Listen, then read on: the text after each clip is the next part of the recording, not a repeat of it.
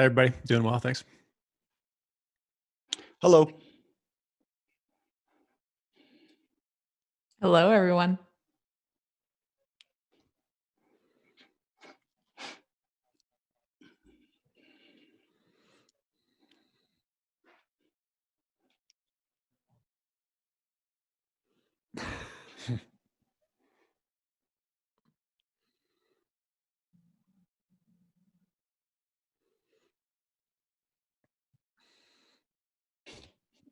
Thanks for, you weren't going to say me. I know. I heard that. That's okay. I'm a color guy.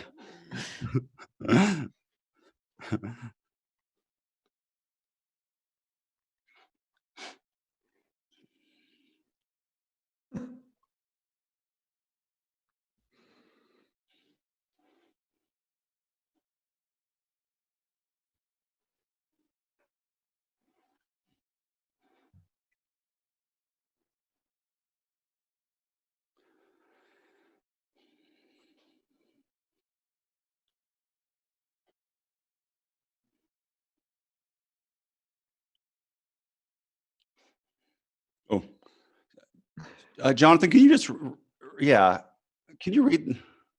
Well, I think all of us, right? As a nation, Steve, can you read the question from Steve or the comment, Jonathan?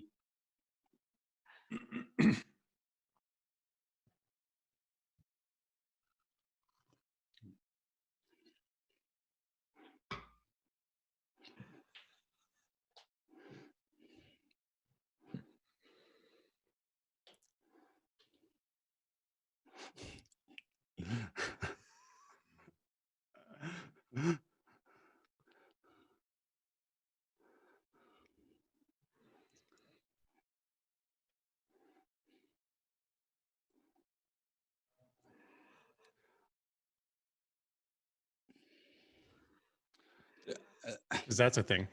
There's a lot to unpack here. So first, just the science of this. I wasn't talking about lung capacity.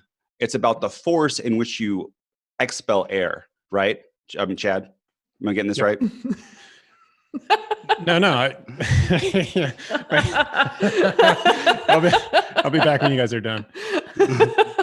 Yeah. We were talking about respiratory muscles, so the muscular contraction force. And I'd argue that I mean, I don't have any science to back this up, but a tuba player expels air at a much faster rate. I did actually started on clarinet. So Steve, it's not about capacity, it's about that. And this brings up a bbigger point about the beef between clarinet players and tuba players. Goes back a long time. I think it was like 1884. John Philip Sousa. He had like a march. I think it was called the Thunderer.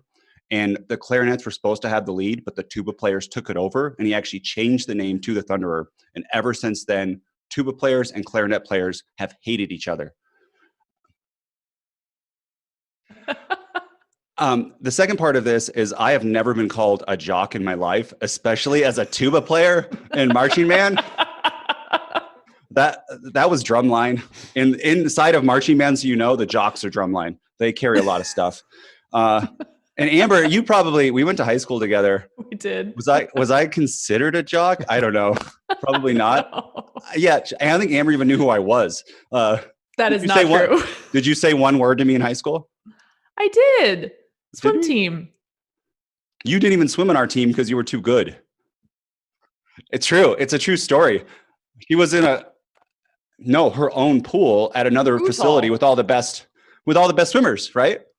We were just on it. It was a privately run swim team, and I just got PE credit for doing the work that I was doing on that team. So I didn't do the training sessions, but we were at all the meets together. I only went to one meet, so it wasn't very good. Steve, the coach, was like, "You should stay home." So I want to tell you one more story, and then we'll move on. Full jock status. So I grew a ton in 8th grade, and I came in freshman year at 6'6". I tried out for the basketball team. And so imagine a kid, freshman, who's like 13, wanting to play basketball.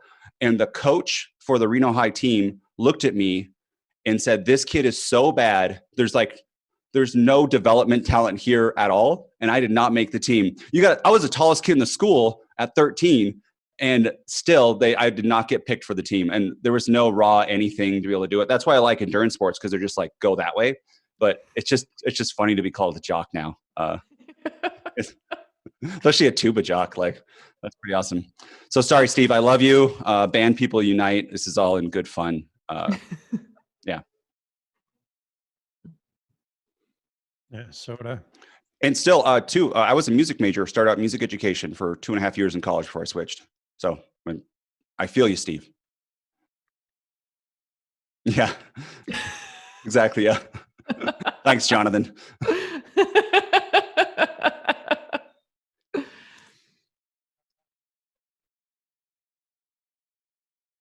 Mm.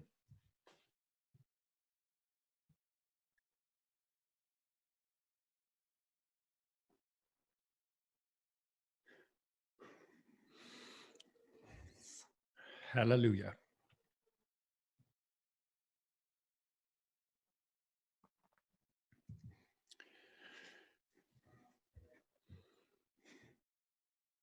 Oh, John, there's no sound from you. Yep.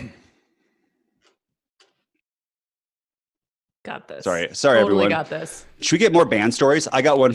Are you good, John? Oh yeah. Okay. Yeah, it's all better. Yeah. Okay. It'll be good Oh on the podcast. man, I was about to jump in with this one time at band camp comment. So I just got it in there though. So we're good. There it is. Chad, let's go into this. Okay, I think Nate actually typed out the little description. So if we can do like a back and forth thing, I can kick it off. He can set up the scenario, and then I'll take the coaching in from there. Yeah. So what do you want to do? It, Chad, or you want to? Well, I was just going to say. So my test, there were a couple of things that people wanted us to share. One of them was, what were we in erg or not in resistance mode, or what was our power meter, and what trainers were we on? So Nate, you can cover all that. The notes are right there.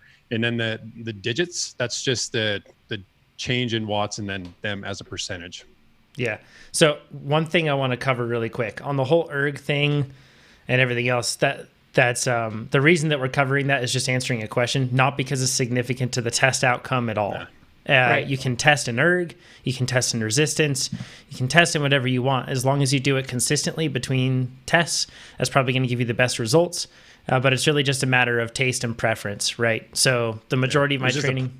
It's just a point of curiosity. Yep, exactly. Yeah. So the rest of the stuff is all impactful, but that sort of thing, I just want to clear that up because it's a really common question that we get, but you can perform equally in either one of those scenarios, whether you have erg or not. Erg doesn't make you faster. It isn't harder. Doesn't give you better training, anything like that. So if you're listening to this and you're like, man, I can't afford one of those expensive smart trainers, it's not like you're at any disadvantage. When you're talking about structured workouts, you can do the same exact amount of work. So, and in fact, I do almost all of my training in resistance mode just out of choice. So it's what it is there. Okay, so let me just recap this because people couldn't hear John in the live feed. We are going to go over our live ramp test results. And each one, we had almost every situation that we get asked questions are, like what was there, 5 of us? Or no, 6 of us. We covered them all, which is kind of crazy. Yeah. So really cool. So we're going to go through them. Chad, I'll start with you. Okay, let me set this up too, because we're gonna. So as we've mentioned, we had gainers, we had losers, and we covered all the scenarios. So I think there's gonna be a lot of really germane takeaways. Yep. So we're gonna answer a couple questions too that Nate posed personally. One is, how do you notice you're doing too much? And then secondly, how long will it take for the losers to get back? And third, how do we avoid going into a deep dark hole? So we're going to try to cover this throughout the course of these scenarios. Since it's an assessment, how can you lose? They're losing watts. Losing watts. I feel like we may have heard that from you somewhere. I know. A note on that really quick. Yeah. Not rip beers with Chad because it's not gone. It's just on a hiatus. And it will return for very key and very appropriate times. So my liver needs a break. So it'll return. Don't worry. It's just not going to be a weekly thing. So, okay. Sorry. Carry on. Okay. Take it away, Nate. Okay. So first, Chad. Chad, you got a 7 watt decrease. And what was your FTP before, and what did it go to? 290 down to 283. Cool. And then for you were focusing on different sports, minimal work, you were doing weightlifting and weight training, and running. And this is very common, right? Because people say, I want to focus on a different sport for a little while. What can I do? So tell us, like, why do you think you went down that much? How much work were you doing? All that sort of stuff. Yeah, so I don't think I'm managing my fatigue very well, quite simply. I think that between the three things that I'm trying to do, it's kind of, I've had a hard time working a rest day in there, because it feels like if I'm doing one thing that doesn't really overlap with the other, I should be able to do this other thing, even though I know that the systemic stress is real and I do need downtime. So I've added a couple of recovery days to each week. We'll see how that goes moving forward. But I do know that I was setting up for just about every work feeling a little bit flat, but capable. So it's that line that we talked about where it's like, I feel like I can do it today. Maybe I shouldn't, but you get into the workout and you're getting through it. It seems productive. And, maybe it is for a couple of workouts, but then it starts to deteriorate. I don't know if that explains all of my loss. I do think I haven't been doing enough riding to stay where I was at. It was a bare minimum maintenance plan.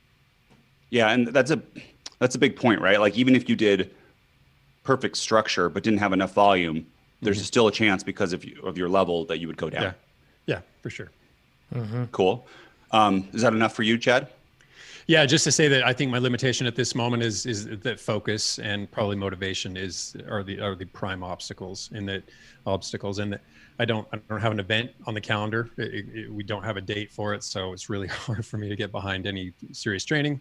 And my focus is split here 3 different ways. We had swimming to the mix eventually. Then I just don't know how I'm even going to make this happen. That's not bad though, to have that drop while you're doing just minimal workouts. Yeah, I'm okay. I'm okay with it. Yeah, I'm not in any way depressed because of the outcome. And if you look at the live stream, Chad's weight training, your shoulders, dude, were massive. I don't know if you did it right before that, but yeah, I got all pumped up. Notice. There's the rule of thirds, Chad, in photography and video is like, rule of thirds, separating it. Your shoulders are the thirds. They occupy the entire thirds. So it's not intentional. Okay, let's move on to Jonathan. Jonathan had a 18 watt decrease. And before we get in the reason why, John, we said whoever was going to have the biggest decrease was going to shave their head. So why don't just to get started, why don't you just run a little thing down the middle of your head so everyone can see it? And then, then we'll continue on the really podcast. Happening. Oh my gosh. Did you guys not know? No, I thought it was a joke. I'm a man of my word. That's for sure. Okay, I'm going to turn down my gain so then you're not all blown out by a clipper. And I'm not going to do the center. I'll do a mohawk or something. No, dude, do the center. Then you're going to finish it. We have to go to a mohawk. So, okay, continue. Okay, actually, so let's go through mine. Just do a little bit. Just a teeny, just like 2 seconds, so we know what's going to happen. Don't worry about it. It's going to happen. Don't worry. See, it's coming off. It's coming off. Right. Okay, go. That was more like a fade. But what John had is he did some training, and then he had life got in the way, and he did home improvement, and he did a ton of fence building, everything. Manual labor. I should have started a YouTube channel at the beginning of this because I'd have like a ton of views forever because I've done everything you do to a house. So Chad, what do you think happened with John? Like you said, life intervened. So first off, I want to welcome you to my world, which is the world of home improvement, perpetual in my case. Hopefully it won't last for quite as long with you. And I'd also like to say, if you've never experienced this, then you are a pampered professional, not just a pro rider, but a pampered pro rider who has a soigneur, who has a cook, who has a masseur. I mean, all these things are handled for you because you can't avoid this situation. It's going to happen to you at some point.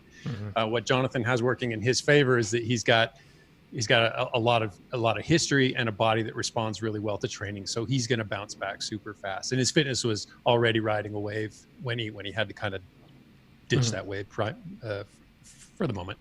Yep. And John, you felt, it sounded like you had systemic stress because you said in the ramp test, like you just felt like you couldn't go to as deep as you did before. You said punching like in a dream or underwater. Yeah. Like I bet people that are listening to this have felt that, where like you feel like your capability is there, but just like in a dream when you're trying to like punch and you can't connect, or trying to jump and you can't quite reach that ledge. It was close and I felt like it was there, but I just couldn't exploit it. So probably plenty of things, but I think that this is a really good example of the fact that if I was just to continue with pride and I was to say like, I'm not going to drop my FTP, right? And I just kept like jumped back into training. I might have been able to suffer through for a bit, but those workouts would have been really discouraging and I wouldn't have been able to finish the workouts as prescribed. So I think that this highlights something that the ramp test is not utilized enough for, which is really to give yourself an accurate measure of where you need to be. I mean, that's the goal for every single ramp test. It's not to define yourself. It's not to do anything like that. It's instead to make your training more accurate. So when you come back from something, yeah, you can manually drop down, but you can also do a ramp test. And that's like one of the perks of it. It's not fatiguing, relatively speaking, in the grand scheme of things. So yeah, I'm excited because now my training is going to be where it needs to be. I'm starting up next week because we're listing our house this coming weekend. So unfortunately I have to shave my head, but other than that, I'm all happy about it. So yeah. So as John comes back, what do you think you should do inside of this training plan? Because we've seen John, when he takes time off, he gets like, after like 4 workouts, he gains like 5 or 10 watts. Yeah, I think because of his past experience. I think he just maintains course. I think wherever he exited, he's going to come back pretty close to that. I think. What are you doing? I know you're taking a little transitionary sort of.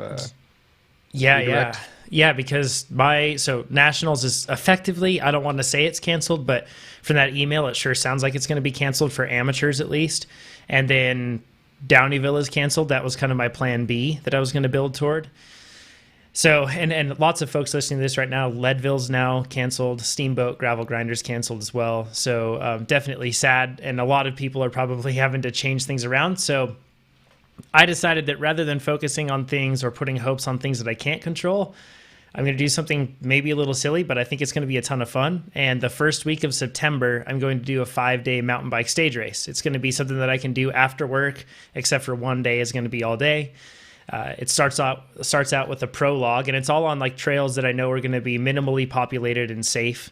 But starts out with a prologue. It'll be about 20-minute, really hard effort. After that, a short track. And I don't know what I'm going to do for the short track. Maybe give our 3-year-old Simon an air horn, and then every time he hits it, I have to attack myself. I'm not sure, but just to simulate something like that. And then after that, a cross-country Olympic race. That'll be like a 90-minute race, and we have a really good location for that won't have any people on the trails. And then I'm doing a cross-country marathon race the next day that should be around 4.5 hours. So that's going to be like, it's basically like if Carson City Off-Road had no limitations on what it could do with crossing highways and that sort of stuff. That's more or less what I'm doing. And then the final day is going to be a hill climb time trial, and it's like I want to say it's a 6,000 foot climb nonstop. So all mountain bike, and it goes up to 11,000 feet. So it's going to be my own little stage race. And I basically just used Plan Builder. I plugged in that stage race, and it's not anything that I'll be racing against anybody. But if you're listening to this and you want some sort of a goal, you should put one down at that time too, because it might be fun. And I just put that on my calendar. Then after that, set right into it. So what Plan Builder has me doing is it had me taking 2 weeks of Sweet Spot base and then going back into build. And instead, I guess what I'm doing is basically just going to jump right back into build. And then after those 2 weeks are done, I should be doing those 2 weeks right now, but house stuff. So that's kind of where I'm at. So there it is. You basically gave yourself an A event, used Plan Builder to reconstruct your training, and you're just jumping right back in. Yep, totally. John, what about Grinduro on September 11th? You could probably do, that sounds just like your event. Yeah, it really doesn't get me too excited though. I just I like riding that area. I wouldn't want to ride it on a gravel bike. Like, I don't know. It's okay. It just doesn't excite me.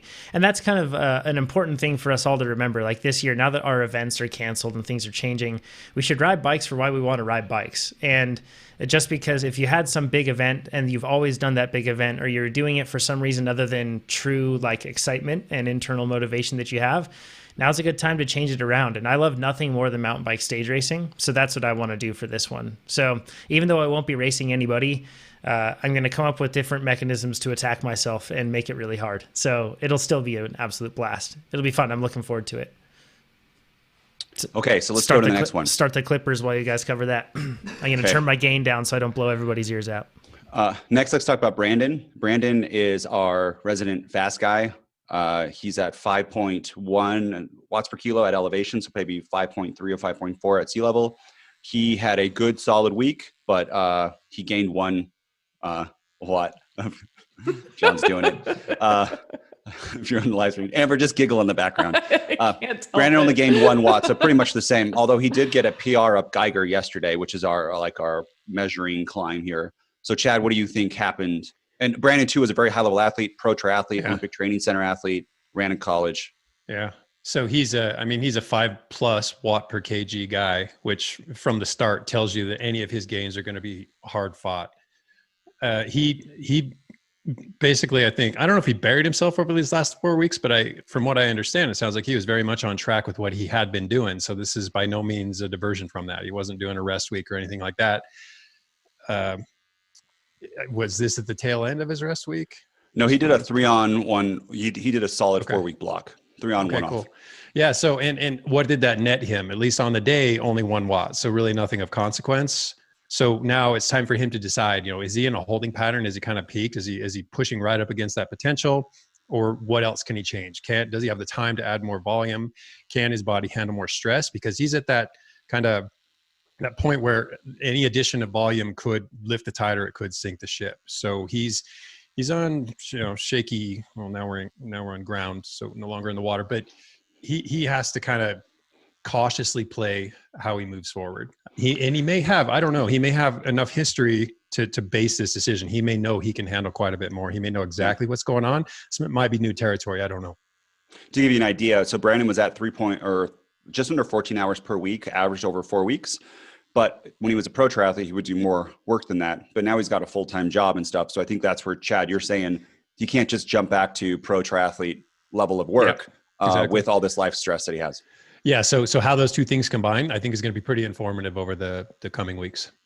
Yeah, I think for sure. I mean, as far as the training volume goes, he could totally handle it. But, combining that with everything else in life is a totally different story. And you guys, if you're not watching the live stream right now, Jonathan has actually been shaving his head this whole time. I feel like we need some kind of narration of this. People have mixed feelings about it on the live stream. I feel like Jonathan's going to lose his bike handling skills. Just going to be gone.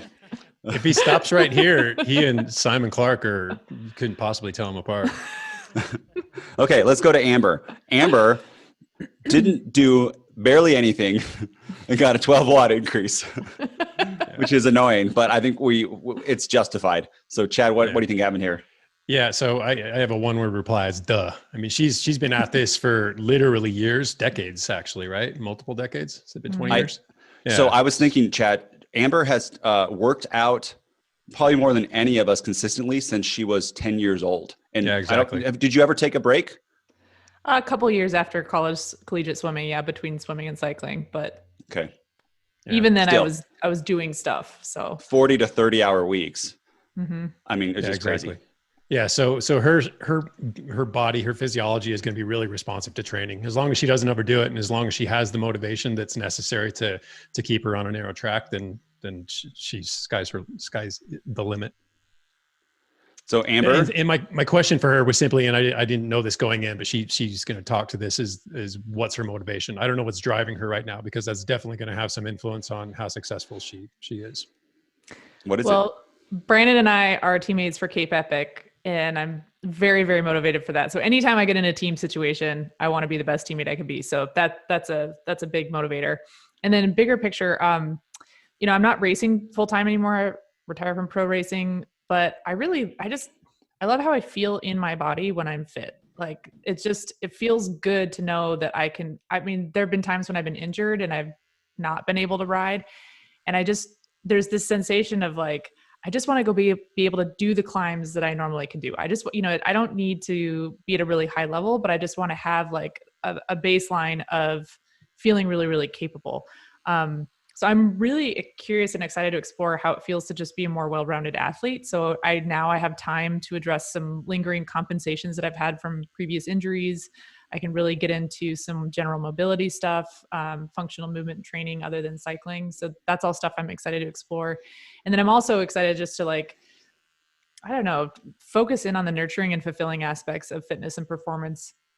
Because now there's no fear of failure associated with an annual looming contract deadline.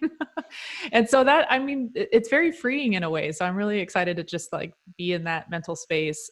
But part of that is feeling good on the bike. So I'm excited about that. The only failure or fear you should have a failure is about shaving your head, because obviously this is real. And I don't think we should do this anymore. It was a joke, but John was like, "Yep, we're doing it." I'm pretty There's just too much integrity in this team. Like, it's just Chad will do it. Yeah, I just did it.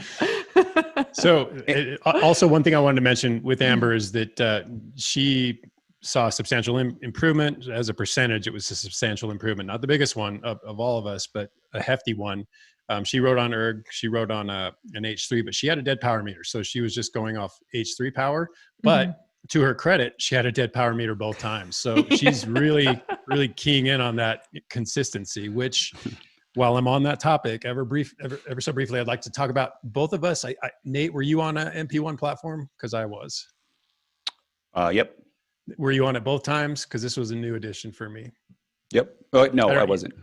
Okay. Do you feel like that influenced it at all? Because I'm having a heck of a time with the fore aft. It seems like a lot of wasted energy is going into that thing traveling backward and forward. And I'm not saying that had anything to do with my results so much as it is there's a bit of a learning curve there. I don't know. Okay. Well, point being, try to keep things consistent, because when you introduce a variable, then you have to wonder, did that variable carry any impact? Jonathan is still going strong here. This is still in process, you guys. Okay, let's go with Pete now. We're down to Mohawk. Sorry, I just had to say that. We're down to we're at Mohawk stage now. It's looking good, John. Pete Let me say real quick. What we're going to talk about now is kind of a Pete versus Nate comparison. And it's not a Pete versus Nate competitively so much as they started from the same spot. They have roughly the same body weight. Didn't you guys test really close to the same last time? No, I was 10 watts higher than him. Oh, okay. Okay. But anyway, you guys are similar. You're similar in a number of ways. So let's watch what happened to one rider and what happened to the other. But dissimilar in a lot of ways too. Sure. So Sure. Pete got a massive 19 watt increase from 342 to what is that? 359, 360? Yeah, 360 or 361, somewhere in there. I can't do the math. So that's awesome. He also lost like a bunch of weight. I think he's down to like 190. He's been eating vegan. He looks really good, lost a lot of body fat. I'm sure some muscle too, but he's getting closer to where he's been. His peak before was 400 watt FTP. And so in Reno, he'd probably have to get a 380 watt FTP score. So he's maybe 20 watts off of his peak. And he did slightly less or maybe the same amount of volume than me. We were doing group workouts together. And although his FTP was 10 watts lower, as he'd do the workout, he'd slowly raise the intensity until he'd do each interval 1 watt higher than I was doing. Should we cover John or just keep going? Let's keep going. I think it's fantastic. I've got a great mohawk going on. It's about a 6-inch tall mohawk. I'm going to keep clipping. Pete's fast. Yeah. Yeah. So with Pete, he's the big winner for this one. He had not only the highest raw watts, but as a percentage, he edged out Amber, which is pretty impressive considering he's been doing a lot of work. So I guess it's along the lines of what we'd expect. He's not only been doing a lot of work, he's been doing it right. He's been paying attention to how he feels. He's been escalating his training load at a proper rate, unlike someone we'll talk about soon. And it worked for him. So this was an amount of stress that his body could adapt to, and he nudged it up properly, and he was rewarded with a big bump in power. Again, with watts as high as Pete's already are, this isn't something you're going to consistently see unless you have someone like Pete, who, if to use the house metaphor, has a very high roof and he has a really solid foundation, because much like Amber, he's been doing this for years. He's been training consistently. He's been maintaining heavy loads. He's been racing a lot. He's been after this for quite some time. Little bit of ebb and flow, but mostly flow. So can I put that in context for a second? Sure. So Pete was doing, I think he had like 650 TSS on average, or 600 for the last 4 weeks. But Pete before has done a whole summer of 800 a week consistently. Yeah. So when he does that, it's good. This is kind of like this is kind of like Amber, although Pete is closer to his ceiling, but he did a whole bunch more structured work. Amber did almost no structured work. And I bet you if you had 4 weeks of structure, Amber, you would have got like a 35 watt increase. It would have been crazy. I don't doubt that at all. Yeah. So yay Pete, really well done. Anecdotally, Nate was telling me a story that Pete relayed to him that once he raised his training by 50%, so we're talking, like 400 to a 600 TSS sort of trajectory. Okay. Yeah. And his FTP went down during that training phase, and it stayed low for about 4 weeks. But then after another month, he was as fast as he's ever been. Yeah. So again, I mean, a testament to the responsiveness of what Pete can handle. It didn't break him down. He actually reemerged from that the fittest he's ever been, which I understand why anyone, and in this case, Nate, would maybe want to try this. Was this part of your inspiration, Nate, for the big bump? Nope. He told me that afterwards. Yeah. And then just a final note on Pete is he tested blind. So interestingly, he didn't look at the watts as a carrot. He had no idea where he was. He just pushed as hard as he could. And magically, he well, not magically, I mean, through hard work, he made it well past the point where he was based solely on feel. So no data input whatsoever. Actually, he said the opposite. He said he was going to quit, but when I started calling out how close he was, he kept pushing to be able to get the extra to 360. Okay. So yay, group rides. Yeah. Exactly. It helps to have somebody yell in your face. Really okay. And then for me, this is frustrating. I went through like all these stages, which I think I should write down of like in my head where I was going to switch to like weight training and stuff. But I did the most training I've ever done, and I got a 9-watt decrease. And I was flying. I was so fast 2 Thursdays before. To give you an example, I was doing in my 15-minute intervals with an attack. What was I doing? I don't know, 345, 350, not very hard, like felt pretty good. I just did something very similar yesterday at 320, and it felt the exact same, which is very, very, very annoying. So Chad, why don't you break this down for everyone? Because I know based on questions, I'm not the only person this has happened to. Absolutely not. Yeah. So first question is again, with the house metaphor, how high is Nate's roof? Because we know with Brandon, with Amber, with Pete, it's up there. Nate, we don't know. He's an unknown quantity. So we're still working this out. We do know that he has a strong foundation. We do know that he can handle hefty training loads, because prior to this, he was doing quite a lot of work and he was benefiting from it. His racing was improving. His FTP was going up. These hard workouts were getting completed to spec. So he's on a good path. He just overdid this a little bit. And I think all he did was he outpaced his ramp rate. And you don't have to be so beholden to a ramp rate that you self-govern too much, but a 50% increase is too high a ramp rate for just about any athlete. I mean, even Pete couldn't tolerate it, at least not for those 4 weeks. Yeah. And as everyone else knows too, on that 3rd week, I know I was close to like my limit, and I had like a bad night's sleep. And then I started eating poorly, and then I had more bad night's sleep. And then on a workout where I was like, I don't know if I should do this, I got into it. And then I got in a little competition with Pete and pushed like extra hard. And then I just fell apart and crumbled. And then also on that, then I didn't take enough rest, and I tried to get like a Strava KOM. I did everything poorly because I didn't want to. I thought I would, like before when this has happened to me, I bounced back pretty quick, and I thought I would. It's just the idea of listening to your body. And honestly too, Chad, I'm actually kind of happy this happened, because I was doing about 14 hours a week on average. So even with recovery week, so a little bit more during the work. And if I would have got a big boost, I would have gone to like 15 or 16 hours. Sure.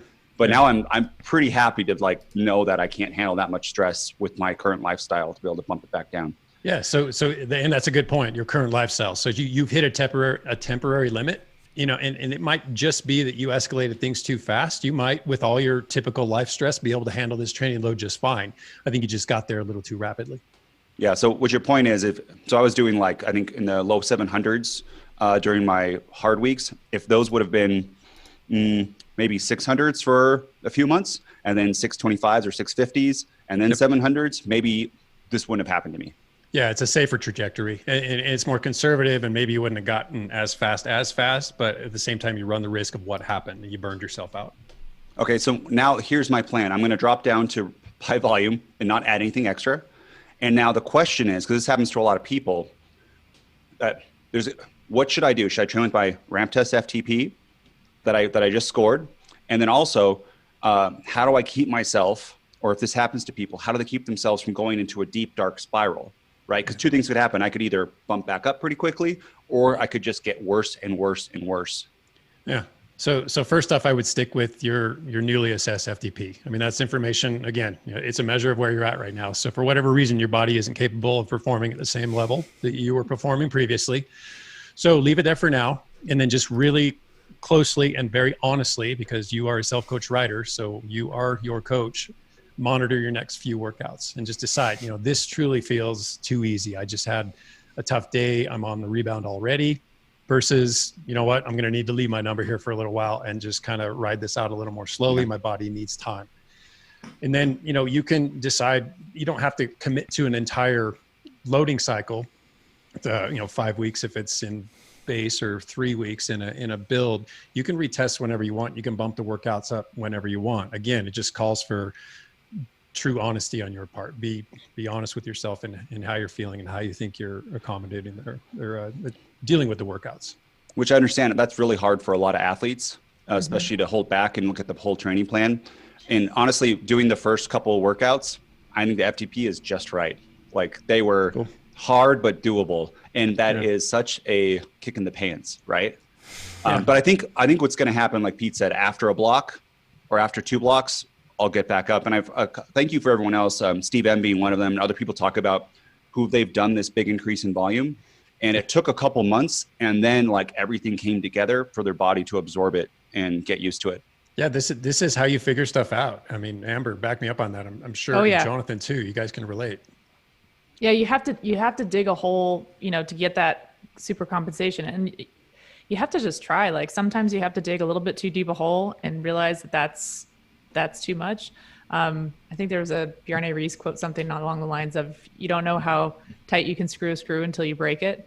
I mean, you try it and then, you learn from it. So I think this was a great learning process because now you have really clearly in your mind what those sensations were, what those kind of red flags were that were warning you that you were doing too much. And this is all of it, nonetheless, is money in the bank. And so giving yourself a little bit of a lower FTP now, according to the RAM test, moving forward with that, you're going to give your body more of a chance to adapt and super compensate again. So I have no doubt that you're going to end up ultimately with a big bump. It's just going to take a little while. Your body is in the process of adapting to this really high load. And that process means that the progress that you see on a daily basis is not going to be linear. We'll go back to that one again. It's not a linear process, right? So this is just like, you can think of it as like taking a step back to get a running start.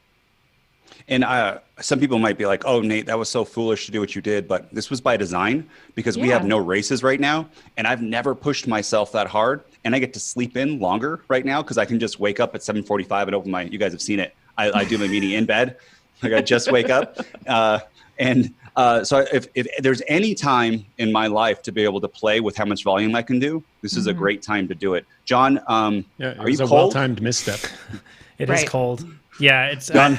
I lost my ability to podcast, actually. You got a good head, though. I was worried. I thought you might be lumpy from mountain bike crashes or whatever. You got a nice round head. Actually, somebody was saying, Chad, I have a clean brand new bag trash bin by me, and there's so much hair in here. So they actually recommended that I make a wig for you, and then you can wear my hair. I might actually wear it just because that's hilarious. Your wife told me, too, that like, when you shave your head, you look mean, and people at like the grocery store look the other way. I see it. Do you guys see it? Like John looks mean. Is this mean, John? You look angry, like on the live stream. I can't see John being mean at all. I just can't. I know, but when you're not smiling, race bikes with me, Amber. There we go. It looks like you shouldn't. Like we shouldn't talk to you. I know. I lost my ability to podcast. I can't ride a bike. Everything else, the hair. Imagine if Pete was the biggest reduction in watts on this one. Pete would have had to have shaved his head. My goodness. Yeah, the Norse god himself. So one thing I was going to add, Nate, like you're saying right now, for people to take this time as a time to experiment and try something new, this is such a huge opportunity. Chances are you aren't going to get something exactly like this again. You can, that said, you can always choose to do it. You can say, hey, look, I'm just not going to race this spring, or I'm not going to race this summer or something, and you can do this. But right now, everybody has this opportunity. Like, we should be taking advantage of it to try something new. If we do that, we'll probably learn something about ourselves as an athlete. We may not get faster, but I guarantee you the knowledge that you'll have will enable you to get faster. So, because that's like the biggest thing with training. some athletes, like professional athletes, they'll have entire teams of scientists dedicated to making them faster. And they'll just look at every possible angle, a 360-degree perspective on an athlete. For most of us, we have other demands and other things going on in our lives that don't allow us to take that sort of a comprehensive look. But right now, at least, is a good opportunity for you to look at it from a different perspective. So give it a shot. For triathletes, try the crit plan. Crit riders, try something that is going to be long, steady distance, something that's like the 40K TT plan or something. It's going to make you at least figure something out about yourself. Right, Amber? Totally. And one of the things that we've talked about before is, we talk a lot about the dangers of overreaching and the dangers of overtraining. So overreaching is very, very different from overtraining. And it's a matter of severity, but also duration. So what Nate's done here is experimented, taken it a step too far, realized that. But what's happening is, because you ramp tested and the ramp test revealed that you've dug a very, very deep hole, it's going to adjust your FTP so that the work you're doing now, like you said, it feels challenging but manageable. So by retesting, you're actually dialing back a little bit, which is basically going to protect you from doing too much. And so I just kind of want to step back and acknowledge that we've talked about, there are cases where if you continue to push really hard, you don't dial it back, and you just keep on going, you can go from overreaching to overtraining, and that overtraining syndrome, that can be pretty severe. I mean, that can have really serious hormonal consequences, and that can take months to years to recover from. But what Nate's doing is very different from that. He gave himself an opportunity to overreach, knowing that if this proved to be a mistake, there was plenty of time to come back from it. And I think that's an important distinction to make. And this is not something that we would necessarily suggest for anybody in the middle of a race season where you don't have time to, you don't have any buffer if you make that mistake. But there's a big difference here between the overreaching and the overtraining. And I just want to make sure that we point that out. So a bad thing that I could do is for these next workouts, if I start failing a bunch of them, or I could have came in and been like, you know what, I was probably at 360 before, but my workout's at the end, so I'm just going to put it there, and then start struggling and have all of my training be struggling and get worse and worse and worse. That's where I should probably just turn the lights off, have full week or two off, and come back. Exactly. I wanted to mention that too. So if you get into these early workouts and with this lowered FTP, you're still flat and you're still having a hard time getting through them, that's the telltale sign that even with the lower FTP, your body needs more recovery than that. Mm-hmm. And you didn't let your ego get in the way, and you went ahead and adjusted your FTP accordingly. And that's really, really important. It'd be a shame if ego got in the way of you getting faster, right? And but it happens all the time. Yeah. And this is a great opportunity for us to step back and look at our performance objectively and just say, hey, this is all about anchoring my training to the best point. It's not about making myself, feel better because of a bigger number. Yeah. Today is broken finger +1, which is one of the hardest. Yeah, exactly. So I just have to keep that in my mind, that even if that one's tough, it's going to be tough for everybody, even if they're fresh. Yeah. Oh yeah. Some workouts are just really hard. So if we circle back to the initial questions, let's answer them a little more succinctly. So first off, how do you notice when you think you're doing too much? I think the best indicator is mood. And yeah, you're gonna have a sour mood from day to day, but if you have too many flat days in a row and your motivation is waning, and this is a consistent thing, I think that's probably the best indicator that you're doing a little too much or ramping things a little too quickly. Mm-hmm. And then Nate asked, how long do you think it will take to get back? And this depends really on two things, both your training history and the severity of your overreach. So if you've got a big history upon which you've built this level of fitness, that's one thing. If you're new to training, that's entirely another. And then how far you overreach. Nate nipped it in the bud. He caught it pretty early, and he's taking steps to fix things right now, rather than what we just described, pushing forward regardless. And then finally, how do we avoid going into a deep, dark hole? I think most of that is based on experience, and that experience is either older or newly acquired. So it can be based on historical, learnings. It can be something that you just now figured out, like Nate did. And then metrics are valuable. You can't solely rely on them. You have to pay attention to the subjective as well. But ramp rates and TSS loads, they're useful tools, absolutely. And finally, listen to your body. It's straightforward and it sounds cliche, and it is cliche, but it's cliche for a reason.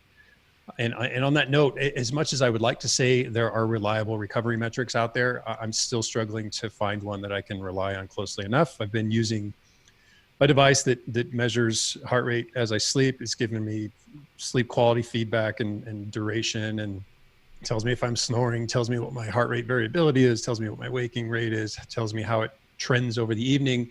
And man, I can't make any useful sense of this stuff because it hasn't correlated in any useful manner to how I feel and the workouts that I can do on the day. So as much as I'd like to say, you can tell if you're recovered and ready to go by using such and such device, still working on that one.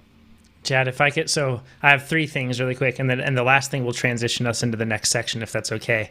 The first point is to totally back you up on that, and the thing that I want everybody listening to this that's using some sort of recovery tracking device, I'm not saying none of them work, but I am saying that it's very easy to become influenced by them, and as a result, our perception totally changes. So something says that you're green for the day, that you're good to go. So you're good to go, and you tell yourself you're good to go. There's a lot of power in just telling yourself that you're good to go. And on the other side of things, there's a lot of power in telling yourself that you're not good to go. And it can have a profound impact on your training when maybe it's actually just a bad measurement, or maybe that data isn't a true governor on your performance. So whatever data we have, we always have to be objective with it. And that's definitely the case with recovery data, because there's still a lot of leaps being taken to try to connect those to performance. So that's point number one. Point number two, something to point out that I think a lot of people miss with my training. So I really hardly rode the bike at all for 3 weeks almost. And in that period of time, I still did like 2 mountain bike rides a week. And they were like, I would pedal hard. I would do all that stuff. That's a super good example of what happens to a lot of people when they go into the summertime. And they say, oh no, I'm done with structured training. Then they do, like, when they ride hard. But then after a while, when some sort of measurement point comes up, whether it's riding with your friends, whether it's a time up a certain hill, something like that, or a race, we're always shocked. We shouldn't be, but we're always shocked at the fact of how much fitness we lost. And for me, building up into that, I had consistent training. And once you get up on the wave, for me personally, I really start to ride that wave. And I start to improve and improve and improve, and it keeps going. So for me, I was riding that wave. And then I kind of did the normal summertime drop off where you just ride kind of like how you want. And that was proof to me of the fact that it doesn't take a long time to see yourself completely drop off that wave. So remember that. If you're thinking of stopping with structure, you don't need a ton of structure. If you do 3 intentionally structured rides a week, even, you can get a ton of value out of that. But don't do it and then expect to come back at the same level. It just doesn't happen. It's just how it works. The final point here is that on the ramp test, I'm sure that if I was doing that ramp test solo, or first of all, I wouldn't have done that ramp test, right? I would have just kind of guessed and gone through and probably let my ego drive. But instead, because of group workouts, I did that ramp test. And I think that group workouts is a hugely important thing for everybody listening to this, because it provides that accountability partner where you have to be accountable to somebody else to show up and to get it done. So it was hugely helpful for me. And as a result, now my training is going to be better because I did that. So it's just use group workouts really helps.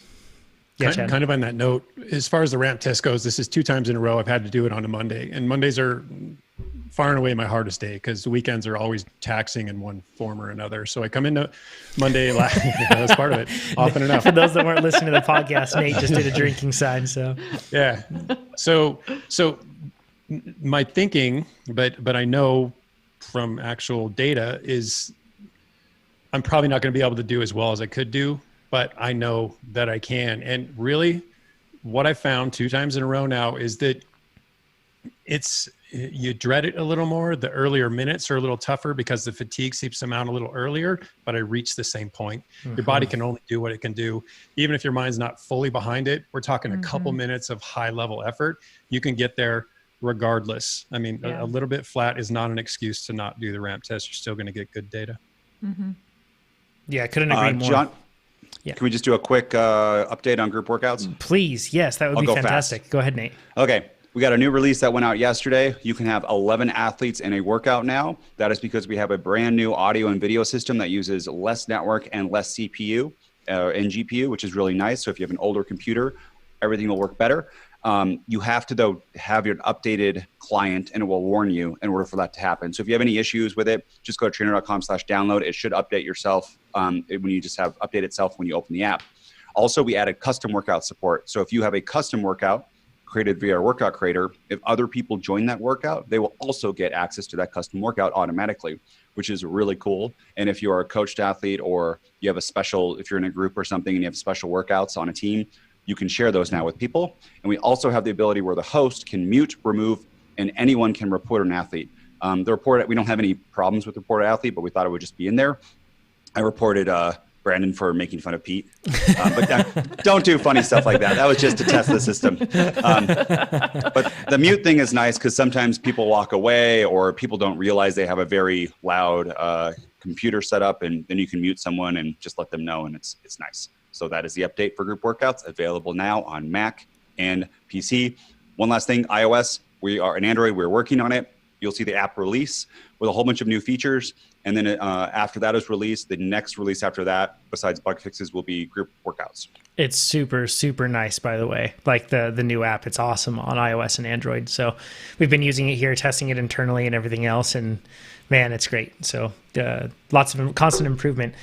Should we get in? First of all, if you're in YouTube, the comments are fantastic, by the way, in YouTube. So I think Nate's getting, Nate, I saw that you're going to be reported for cruel labor practices, apparently, and that was mentioned by somebody with a receding hairline for making me shave my hair. So, or shave my head. Okay. Your hairline's great, John. Yeah, still good, I guess. Yeah. Let's go into Robert's question. So, he says, and we had a similar question to this, but this is slightly different. And as a result, the answer is going to be very different in terms of what we cover here. So he says, hey, coaches, a somewhat emerging topic in running circles recently is on workout structure. Specifically, that one should be mixing different training intensities in a single workout versus training in just one zone on the day. An example in a cycling context might be starting with some sweet spot, but not as much as you would during a pure sweet spot workout, followed by some VO2 reps and ending with perhaps some low cadence, high gear, short hill sprints. He asks, is someone shortchanging themselves by not dedicating the entirety of a workout to a specific zone? Love the podcast and everything you all do. Chad, this one, kick it off. Okay. So Robert, to restate your question, I think you're asking, why would we dedicate an entire workout to a single energy system or a power level? And that's basically what's happening, because power levels are just ranges of power that ideally target a particular energy system, even though there's going to be plenty of overlap. There always will be. So the short answer is, if the training stimulus or the adaptive signal isn't great enough, then the training adaptation is not going to take place, or it'll be minimal. So both mixing of workout demands and isolating them makes sense, just under different contexts. So the question then becomes, it really just depends on the time of season. Is the intent to minimize any interference effect? So you're basically focusing on a particular adaptation or adaptations, or is it to emulate race demands? Are you trying to put it all together, adaptations aside? So what do I mean by interference effect? If we relate this back to strength versus endurance, and we've talked a number of times about this and how the two play or don't play well together. Sometimes we put it in terms of mTOR versus AMPK, but you can see it even more simply if you just look at it as anabolic versus catabolic. Are we trying to build muscle, or are we trying to break down energy stores? Those are two very different signals, and we can't send them at once and expect the body to respond in two different ways. So this discussion with mTOR and AMPK is a quintessential example of the interference effect. And that's down at the signaling level. So let's instead take a higher view and look at the muscle fibers. And do note that this translates to so many other systems in the body: cardiovascular, the cardiopulmonary respiratory, or like the organelles within each muscle fiber, the enzymes, the proteins. So it has systemic effects, but we're going to look narrowly at the muscles. So pretty simply, or basically, we need to establish a foundation for each energy system. And to effectively establish it requires focus. We need to minimize interference as much as possible. So this brings us to a couple takeaways already. First, establishment of an energy system's capabilities requires greater focus than maintaining it. And we've talked about how easy it is to maintain it, relatively speaking. Second takeaway is that certain effects run counter to other effects. And when you mix these training signals or stimuli, you just don't deliver enough challenge to any one energy system to bring about the adaptation you're looking for. It's simply too dilute. So let me give you 3 examples of unfavorable mixed training. This is basically energy systems that don't play nice together. So if you were to do sprints before anaerobic power repeats, they're too similar in terms of fiber recruitment. And that means the height of the anaerobic work that comes after the sprints is going to be too blunted because the muscles are too cooked. And that workload is going to shift to the wrong or really lower level muscle fibers. And the high force that you're targeting won't be addressed, at least not as well as it could be. Another example would be if you combine VO2 max work with aerobic endurance work in between the efforts instead of full recovery. So for instance, you ride at 60% between these VO2 repeats instead of 50 or 40. And what happens is, sounds like a worst nightmare, by the way. In between your horrible VO2 max intervals, ride at 60%. Oh my gosh, I'd die. And that's really why you won't see that workout out there too, because the VO2 quality, or really the breathing stress, this sought after heightened oxygen consumption, and therefore the adaptive stimulus that we're targeting falls off fast and hard, interval after interval after interval. So again, not a productive combination. And then finally, long, slow distance, or really just long bouts of aerobic endurance, 60% sort of stuff before muscle endurance, which is, sweet spot or threshold training. The sweet spot training or the muscle endurance training has a hefty aerobic component. So if you cook those fibers prior to targeting those fibers, you're in for a miserable and probably less productive sweet spot workout or threshold workout, because the accumulated fatigue is going to impact the quality of that harder work. It's kind of like, it's very akin to actually going into a workout low on sugar or running out sugar in the midst of a sweet spot workout. You just don't have the gas. Okay, so those are unfavorable mixed training. So let's look at the other side of that, which is the complementary effects. In this case, we're minimizing the interference by mixing what I refer to as play nice energy systems. So yes, there is some interference. We're not targeting any one thing in particular, but they actually work pretty well together. One example is sprints during an aerobic endurance ride. And the beauty of these is that they can be done at different points all along the ride. If you do them at the end, you're kind of targeting fatigue across fiber types. You've done the long, slow work, so you've already cooked the slow twitch fibers. Now you're going to hit the fast twitch fibers, call it a day. If you do them at the beginning, you can benefit from not only fresh muscles, which probably means better sprints, but it also can include something called nerve potentiation, which really simply is just stronger nerve impulses in the nerves that you previously used. So effectively, the nervous system is working better because you woke it up. And then if you do them in the middle, it's just kind of a bit of both, right? But in all cases, you get a race or event specificity and all sorts of learning opportunities. Figure stuff out. When the sprints work for you, how hard is too hard, how many can I do, that sort of thing. So there's a lot of information to be gleaned. Another example will be VO2 max work with steady state work instead of recovery, though the recovery comes eventually. So basically what I'm talking about are those reduced amplitude billouts where you work at 120 and you recover. You don't recover, but you float at 88%. And the benefit there is with this particular combination is you get a really high level of oxygen consumption, and it stays high over the course of that entire interval. Much higher than it would if you were to recover, if you were to do 2 minutes on, 3 minutes on, and then take a 2 or 3 minute rest. Not to mention these two can be really event specific, and that's why you'll see these largely in the specialty plans, maybe entirely. And then final example would be doing aerobic endurance after muscle endurance. So like doing a sweet spot workout followed by 30 minutes riding at 60%.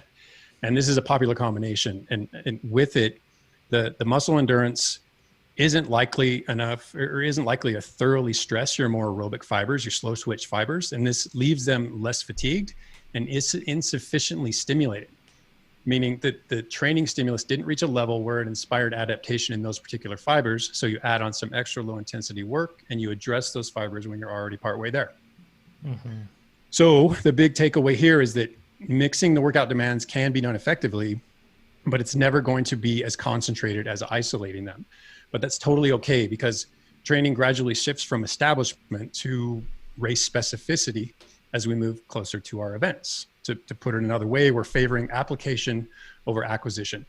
We effectively acquire, then we can apply these well-developed capabilities.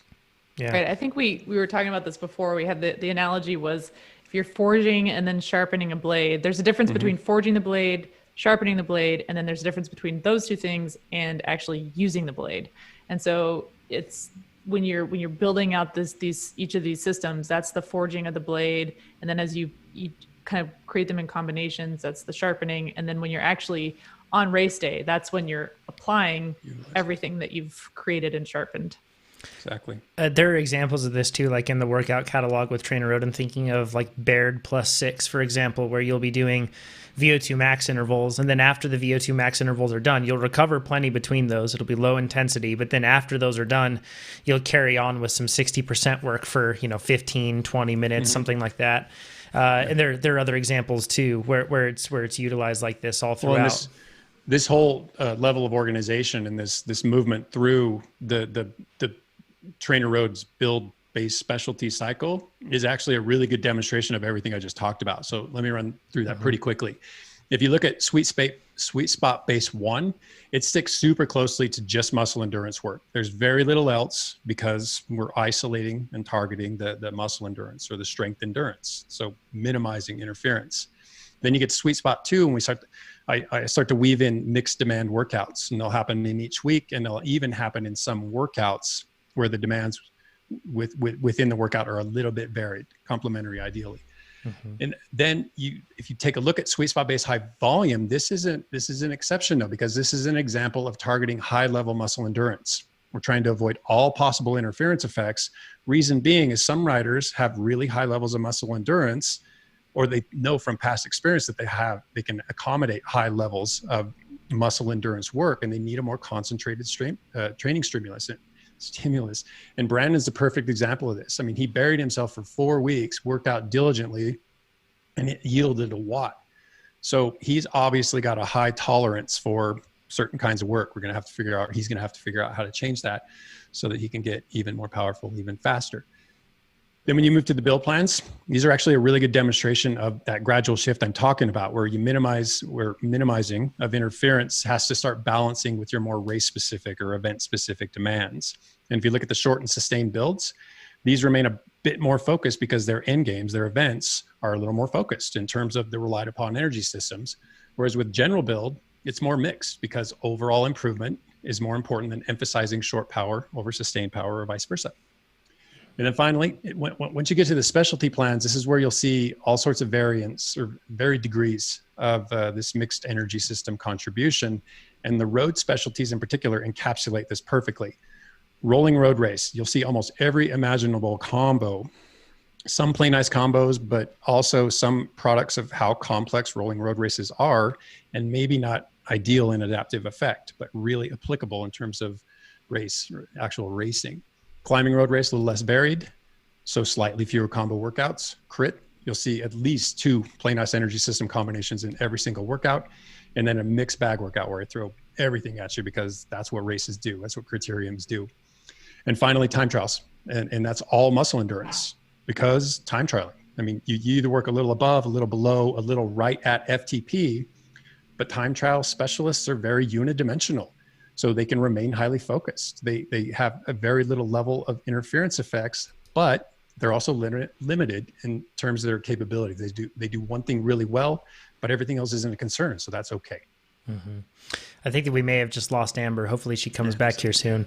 She dropped out. Hopefully send me a message if you need help getting back in, Amber, and we'll make it happen. So, and you're probably on the live stream also seeing a clipped version of Chad and Nate. I'm just going to leave it for just a bit here unless Amber can't make it back in for one reason or another. So, okay. Amber has been having crazy weather there, so that may have been the case. One thing I want to touch on with this, Chad, is that for athletes that are dealing with that, I guess actually kind of to recap, a lot of temptation probably exists for a person to just train a little bit of everything every day. But the main reason that you don't want to do that is because in order to make the improvements you want, you really have to stress things significantly and specifically, right?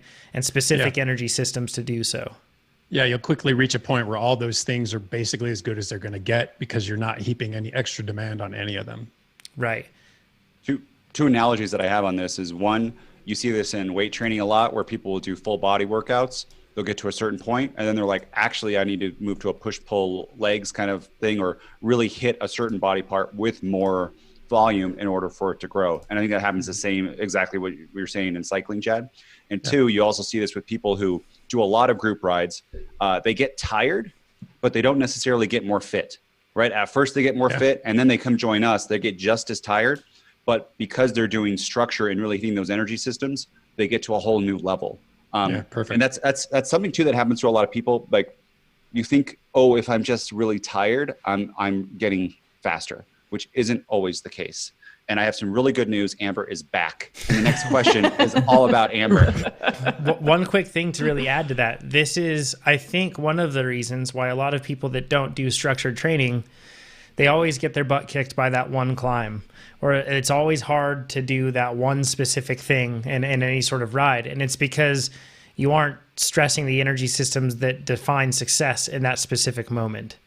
And that's, so like a lot of people, mountain bikers in particular, I'm thinking of, forgive me, they're like, oh man, they do their normal Saturday ride, and there's that one climb on that Saturday, and it's super hard. And whatever the profile is like, you can train the energy systems that are utilized on that sort of profile.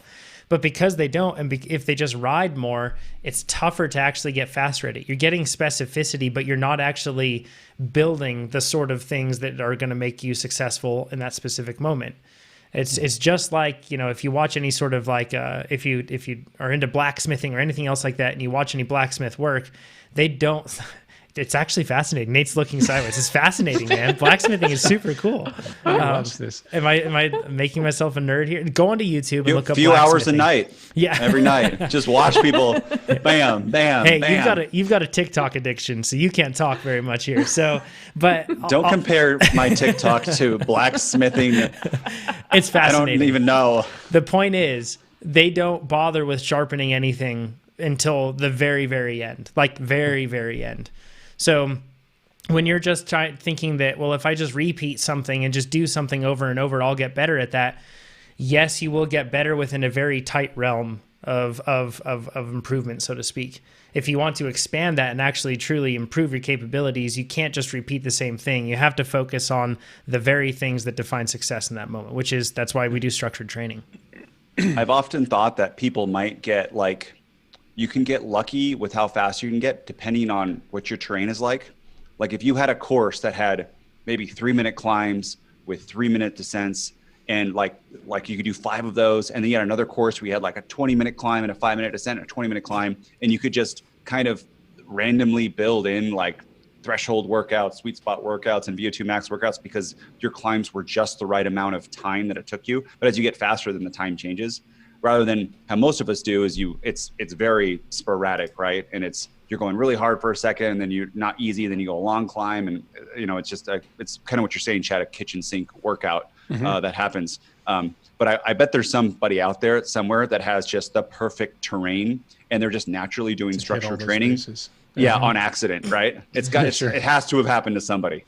Something to add to that, though, is that properly structured training also is progressive. Right. So even though you may be doing something that's like a certain set of intervals, that's like doing the same workout every single day and expecting an improvement beyond that. Yeah. The time gets shorter because the hill gets less time because you go up faster. That too. Right. So, and what you really need if you're talking about, structured training is you need to spend more time or shrink those rests, one of the two, or change up the structure in one way or another to change the stimulus to bump that needle up. So, and I do want to use this topic to caution a certain, maybe even pick on a certain subset of riders or coaches that I see this happen on coaching platforms with coaches, with riders, with cherry pickers of workouts, where they make workouts hard just for the sake of being hard. And it's a tough thing for me to stomach as a coach and just an analytic bike rider, because it's not effective training, not usually, maybe not ever. And to go back to the blade analogy, you're forging a weak blade. It never gets sharp, and it sucks in battle. You can't utilize it. It's just not good at anything. Yeah, Amen, Chad. All this stuff Totally is making agree. much more sense now, by the way. I think it's because the shaved head are more akin to Chad. So Chad's just making perfect sense. Oh, Amber dropped out again. Hopefully she can come back. She said that she's having her computer saying system overload. So that's scary. She'll jump back soon, I'm sure. Okay. Let's skip into the next question beyond that next one because Amber's going to nail that one. So let's skip into Eugene's question. He says, why is my friend able to deliver higher watts for a far lower heart rate than me? And he mentions he's at about 236 watts at 116 beats per minute, while I'm averaging 160 beats per minute at the same wattage. So the reason that I threw this in here is we get so many questions about heart rate, like so many of them. And we don't address all of them just because it's we've addressed it in a number of different capacities before, but there's a ton of them. Nate, do you want to jump in on something with this? I just want to say the answer to this to some of you will be like very obvious, but because we get so many questions on this, we wanted to answer it. And maybe too with what Chad says, you'll learn something, but not everyone who listens to the podcast has the same understanding of this. And it's important to get this on record. Mm-hmm. Absolutely. Yeah. Okay. So I was banking on a little bit of recovery before I launched into another deep dive, but here goes, Eugene. So I think to sum it up, your question is quite simply, why doesn't heart rate consistently correlate with power output? And super short answer in your case is that your friend's probably fitter than you. The problem is that doesn't necessarily translate to faster. Okay, so the short answer, not the super short, is that how your heart rate relates to power not only varies between riders, but it can even vary within the same rider. And this can be explained by things like training adaptation, of course. It can be due to a number of temporary factors that affect heart rate. Think sleep, dehydration, caffeine ingestion, blood donation can have an impact. Fatigue level or level of recovery, call it whichever you like, but it's a long list. So a number of things that impact heart rate might not impact your ability to create power. And it's for this very reason that training strictly by power poses a number of challenges that you probably won't face if you couple heart rate with power data. And ideally, you ask me, you'll lump RPE, or your rating of perceived exertion, into that whole picture and portray a much clearer picture of what's going on with your body. Basically combine the objective with the subjective. That's a little off topic. So what are some of the causes for all these differences and changes in heart rate? And I want to approach this question from the angle of the cardio system, or really systems. So there's the cardiorespiratory and which is sometimes cardiopulmonary. I honestly don't know if there's a difference. And the cardiovascular system. So really the heart, the lungs, the blood vessels, and of course the actual blood in circulation. And these can all explain one rider's heart rate being vastly different from another's, and also how your heart rate can change as you get fitter and faster. So each of these components of your cardio system can undergo training related changes, and we can achieve them in supplemental ways like altitude training or heat training, that sort of thing. But we're going to limit this discussion strictly to the more typical training. So either riding indoors on your trainer or on rollers, or riding outdoors in your usual outdoor environment. So nothing out of the ordinary, nothing like a training camp or an altitude camp or anything like that. So through regular structured training that progresses at a productively challenging rate, rests you on a normal basis, you reassess your capabilities at normal intervals, we can bring about all sorts of changes to the body. And this includes more than just the muscles. We're also seeing adaptive changes in the heart and the lungs and the blood vessels and the blood, as I referred to earlier. So the three, let's call them levels of adaptation that I see as having arguably the greatest impact on heart rate are the size and strength of your left ventricle. And this is one of the 4 chambers of the heart that pumps oxygenated blood out to the body. So out to the muscles in our context. Secondly is the hemoglobin and the red blood cell content of our blood. So basically just a couple components of the blood that carry oxygen to our aerobically inclined muscles. And finally, the mitochondria. So within each muscle cell where the oxygen is actually utilized to turn over energy, or as I like to describe it, make, break, and remake ATP. So all of these things we can influence with endurance training. So if we take a really simplistic look at this, start with the left ventricle. The heart can pump so much blood, and it's a matter of a couple of the left ventricle's capabilities. First, its filling capacity, which has to do with its size, and then its ejection fraction, which kind of has to do with the strength, or really how much of the blood inside it can clear out with each contraction. And that word right there, contraction, it tells you we're dealing with muscle. Yes, cardiac muscle in this case, but cardiac muscle can experience hypertrophy. So similar in some ways to how skeletal muscle can increase cross-sectional area of each muscle fiber. But in cardiac tissue, it's more about enlargement of the compartment and then thickening of the actual cardiac wall. So again, kind of a size and strength sort of deal. So now every time your heart beats, pushes out blood, and how much depends on these two things, and that's referred to your stroke volume. And then when you simply multiply stroke volume times beats per minute, you get your cardiac output. And this is simply the total amount of blood you push into circulation over a minute's time. And if you can push more blood, your heart doesn't have to beat as many times per minute to do the same amount of work or generate the same amount of watts as someone with lower cardiac output, you know, a weaker or a smaller left ventricle or a lower ejection fraction. So quick recap at this point is that the bigger the heart chamber has, or the bigger the heart chamber is, there's more room to stock up on oxygenated blood and the more strength to pump that blood out to the muscles. This requires less heartbeats per minute as you become fitter. This is going to be a recurring theme. So next up is the hemoglobin and the red blood cells. So we're talking about the blood itself now. With more hemoglobin, we combine more oxygen, and that means greater delivery capacity to the muscle. With more red blood cells, this also means greater O2 delivery to our working muscles. And then when you combine the two, more hemoglobin in more red blood cells, it's pretty easy to see how we're basically setting the stage for greater and greater aerobic work capacity. Also, it's becoming pretty clear how the heart can beat fewer times while still delivering big quantities of oxygen, and in doing so, lowering heart rate at that same power output, the very same power output that used to require more heartbeats because the blood just wasn't bringing as much oxygen as it is now. So to recap that, a combination of changes to your blood, both brought about via endurance training, means more oxygen gets pushed to the muscle and also means less heartbeats are required per minute as you get fitter. And then finally, let's look at the mitochondria. And it's worth mentioning that there are a whole lot of ways, a lot of factors and adaptations we could look at, but I've limited this particular list to just these three heavy hitters. So once all this blood, think left ventricle, and the oxygen it carries, think hemoglobin and red blood cells, makes it to the muscles, has to be picked up and utilized. And here too, so many things taking place, but we're just going to skip to where the oxygen actually reaches the inside of each muscle cell. So all this aerobic supply, all this oxygen is now reliant on both the quantity and the function, or the quality really, of your mitochondria. And it's not enough just to have a bunch of, basically weak sauce mitochondria. It's not enough to have a handful of really robust ones either. We need many, and we need them to function really well. We need them to be healthy. And this also is a result of proper training and adequate recovery, a huge part of which is your diet, but that's a whole other enormous discussion, but it can influence all of this.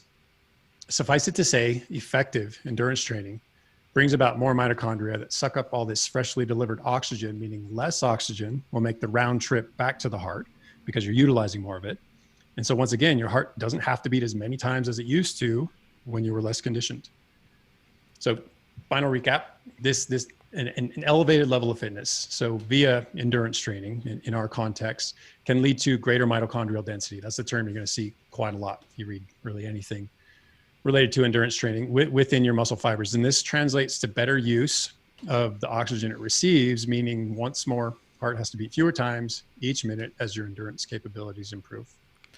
So but heart rate, if I can wrap that up super quick, it's just that three of the many possible training adaptations that can explain how heart rates differ across and within endurance athletes are these three things. There are others, and these don't even take into account the wide range of differences in heart rates totally apart from endurance training, having nothing to do with being an athlete.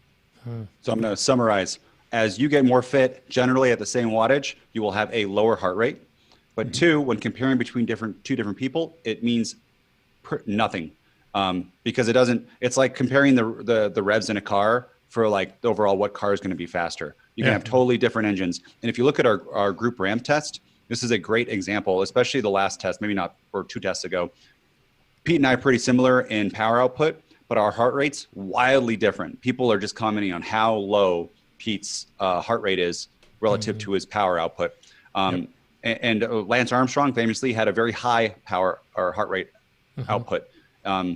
And you just can't get speed from power or fitness, but relative to yourself, if you raise your FTP by 100 watts, man, your power at that previous FTP is going to have a much lower heart rate than what it does now at your new FTP. Oh yeah, absolutely. Amber's going to be joining us again here in just a bit.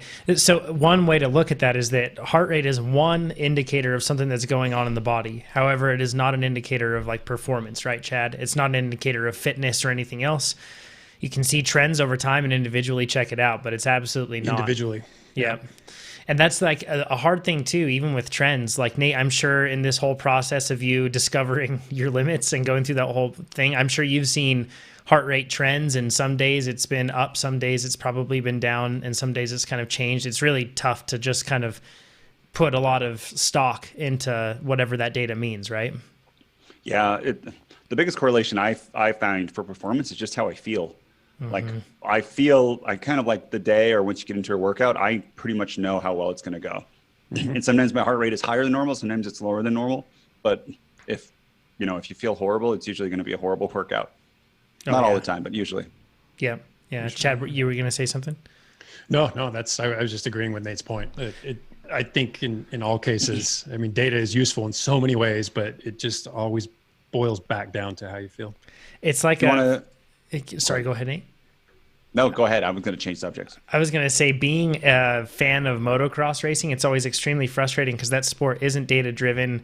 Doesn't really have any way to like measure performance necessarily, other than you are faster than the other person. So I don't blame them for using heart rate, but they rely on heart rate so much, and we're pretty spoiled having power, because then we can actually see what a person's doing compared to their weight and see so many different things and get some actual, objective data about what they're doing.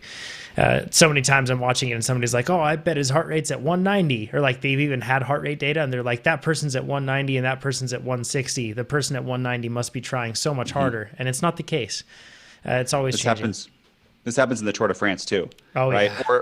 Or the power that they stream is like 1 second power, and you'll see it'll be like 500, 200, 100, 500, and you're like, what's going on here? Drives me crazy. It's pointless. Yeah, you're not getting much insight from it, right? And it's definitely something to keep an eye on. So we're gonna jump into some of the live questions while we wait for Amber to rejoin us, because we have a great question that we want Amber to answer here, but she's experiencing. Are we gonna have enough time to go through that for Amber? Because we only have 8 minutes if we're gonna keep to our thing. We're going to give it a shot. We'll see. So it all depends on when Amber can get back with us. But just the same, let's go into Greg's question. So he says, a quick question. Why are the aerobic endurance workouts on the training plan limited to 2 hours? So there are a couple different ways that we can, or a couple different points to make on this one, right, Chad? Mm-hmm, yeah. Well, typically they're confined by whether you're on a low, mid, or high volume plan. Firstly. Secondly, you can always swap them out. You can go longer. I mean, really the constraint is we're looking at how many weekly hours you have to train. So that means these rides can only be so long if we're going to get the other quality rides in with them. It's not to say you can't ride longer. It's not to say there aren't benefits to be obtained from riding longer. It's just that you have as much time as you have. Mm-hmm. And two, they aren't. If you look at the weekly tips, you can see that there will be a swapped Sunday workout that is usually an aerobic ride instead of a sweet spot ride for some of those aerobic adaptions. And what we did is we looked at the data, and almost none of you were doing the long workouts. And what we thought in our heads is, hey, is it better for someone to not do the 3-hour indoor workout or to do a 2-hour sweet spot workout? And I think in general, it'll make them faster to do 2-hour sweet spot. But if you look at the weekly tips, Chad still left that in there of an option that you could do it. And you could also switch to it and then do it outside as an outside workout on your Garmin or Wahoo head unit. And those are super fun too, to do that, especially if you have the terrain to be able to do it. Amber, what say you? Do you think that we can cover the question that we have here in the time frame that we have? I think so. Yeah. Oh, okay, cool.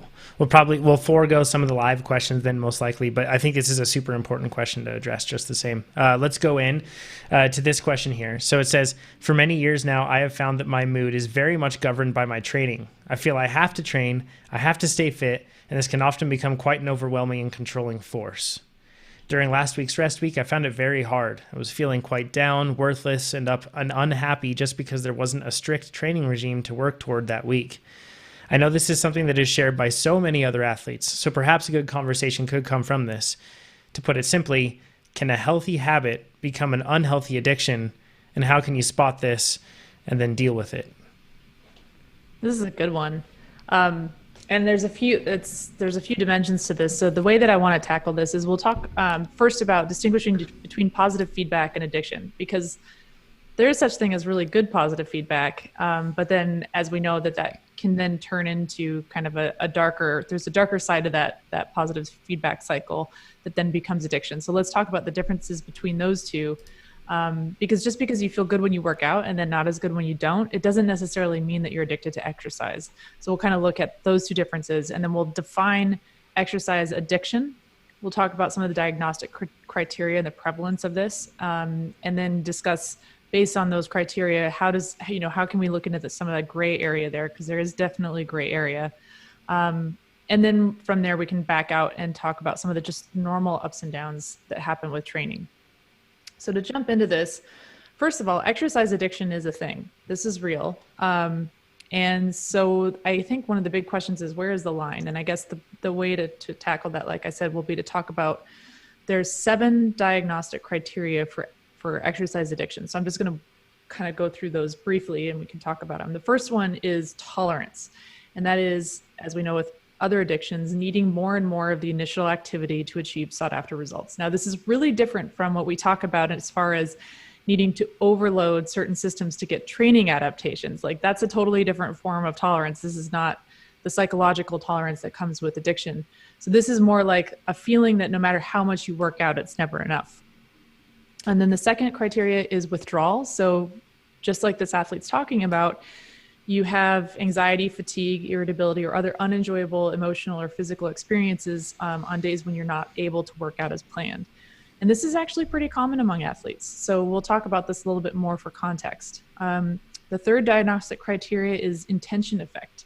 So repeatedly exceeding planned upon limits to the amount of time spent exercising. So this is kind of like if you're always tacking on extra time or additional workouts to a recommended plan, like that would be kind of what this one is talking about. The fourth one is lack of control. So experiencing one's physical activity habits as difficult or impossible to keep at manageable levels. So this is where you might start feeling compulsion to exercise in like weirdly unrelated scenarios. And then the fifth one is time. So far more time is spent exercising than is recommended by medical or fitness professionals. And then you're constantly planning, engaging in, or recovering from physical activity, and it consumes a noticeably large portion of one's days and weeks. Now, this is something where, as far as the diagnostic criteria, they're talking about doing far more than what your doctor or your coach would recommend. Reading this in certain ways, you could definitely think of an elite athlete or an Olympic athlete as for sure ticking this box. Doesn't necessarily mean that they're addicted, but this is one of the criteria that would define an addiction. The sixth one is reductions in other activities. So social, work-related, and leisure endeavors are sidelined to prioritize fitness. And the key here is often to the detriment of one's emotional and interpersonal well-being. And that's really key because, I mean, we're all trying to balance a lot of things in life. And especially if you're trying to train or perform at a really high level, you may have to knock some of your social life out of the calendar to make room for the training, but that doesn't mean that it's necessarily to the emotional detriment of your emotional and interpersonal well-being. And so I think that's probably just an overarching key with all of this. And then the last one is continuance. So this is where one persists in physical activity despite illness, injury, negative psychological outcomes, or medical advice to taper down or take a break. So this is where no matter what, you're just not willing to dial it back, even when it's really, really clearly needed. So these are the 7 diagnostic criteria. And this is not a matter of like, if you tick a certain number of boxes, you're technically addicted. Uh-oh, what's going on? Nate's smiling like he's getting a blackout in bingo or something. I'm thinking about like TikTok, lack of control, withdrawal symptoms, away from family, continuance. Like, I'm hitting all the marks. It's really funny because I thought when they talked about trying to fit in exercise in like a seemingly unfitting situation, I thought like Nate was like, how can I use TikTok for this? Like, that's like like totally, yeah. That's awesome. So Amber, one thing I want to cover on this though is it's probably not like, if you are, for example, on the last point, continuance, not willing to dial it back even when clearly needed, this probably isn't a scenario where like you're trying to push really hard through a single workout. This is probably something that's more like chronic, and it's continuing over time, likely getting worse. But this is like a habitual thing that you see, right? Right. This is like if you've broken your foot and you're not willing, you're racking your brain for ways to try to get back on the bike, or you are deathly ill and you are not willing to miss a workout, even though you clearly have a bronchial infection. I mean, that's like there clearly, there's a line. And so all of this is really, a lot of this is a matter of degrees. And this is a really good point, because one of the articles that I was looking at about this, it was a review article. They were looking at, how this has been defined, how clinically doctors are looking to diagnose this. And one of the big things that they've run into is distinguishing between frequent exercise and exercise addiction. So if you look at Olympic and elite level athletes, they're going to consistently meet 3 of these criteria. At least they're going to devote considerable time to exercise. They're probably going to experience a significant reduction in other activities. And they're definitely going to go through withdrawal when their training has to stop or they have to cut back on their training. So, but that doesn't necessarily mean that they're addicted to their sports. So the diagnostic criteria are one set of criteria that doctors will use, but they'll also kind of look and see if there are other co-occurring addictions. And usually it's very often the case that with exercise addiction, there are other co-occurring addictions, because this is sort of a behavioral situation. And when you look at prevalence, it's about 3% of the general population, according to one paper, and we'll link these in the forum. But one of the things that was interesting about this is this, again, this often exercise addiction often co-occurs with other addictions, and eating disorders are the most common of these. So 39 to 48% of people suffering from eating disorders also suffer from exercise addiction. And that kind of makes sense, because the exercise becomes a compulsive outlet for burning calories. So in this sense, there's a way to distinguish primary versus secondary exercise addiction. So primary exercise addiction is where there's no co-occurring eating disorder, but then officially they'll call it secondary exercise addiction if there is a co-occurring eating disorder. And this can be problematic, because often what happens is the athlete then is being treated for the eating disorder, and they're not necessarily being treated for the co-occurring exercise addiction. And so it's interesting and something to keep in mind. But again, you can really go down a rabbit hole with all of this, because there's some granular distinctions between compulsive behavior and addiction. And we don't need to really go that far into the weeds on this. But we will have some articles linked in the forum that you can take a look at on this. But again, kind of stepping back from this, I think you can probably find a way to read yourself into most of those diagnostic criteria. But again, it's a matter of degree, it's a matter of severity. And the real key there is is it significantly impacting your well-being, your relationships, your life as a whole? And again, going back to the original question. Nate and TikTok. TikTok. Oh dear. But to the original question, of course you're going to feel good when you work out, and you're going to feel less good when you don't get to work out. I mean, that makes sense. And it's not necessarily a bad thing, and it doesn't mean that you're addicted to exercise. So again, even doctors who are working with people who are addicted to exercise, they're considering all the diagnostic criteria, but they're also looking at other factors, including co-occurring disorders. So there's a lot of gray area here. And we talked on a previous episode about specifically why working out feels really good. And we found that there are physiological feedback loops that are specifically in there to promote more movement, that reinforce just general movement of the human body, because it's a good, healthy thing for us. So a lot of this is just normal and natural. And I think, was it Chad that put the comment in here about recovery weeks are hard, just in different ways, and routine changes are challenging in and of themselves. Mm-hmm. Yeah. And it's that simple too. I mean, you do the same thing week in, week out, day in, day out. You have a particular schedule that you're sticking to, things that are familiar. On Monday morning or Tuesday morning, I do this. Wednesday afternoon, I do this. And then you have to disrupt that pattern. Just that pattern disruption is hard. the fact that you're not getting to do something that's typically satisfying, something that often enough allows you to do other things. Like if I don't do my 400 or 500 calorie butter burner, I don't get my beer that night.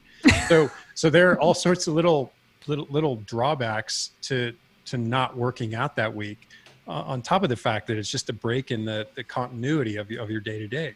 This is like, there's a really fine line, like you said, Amber, to walk with all this.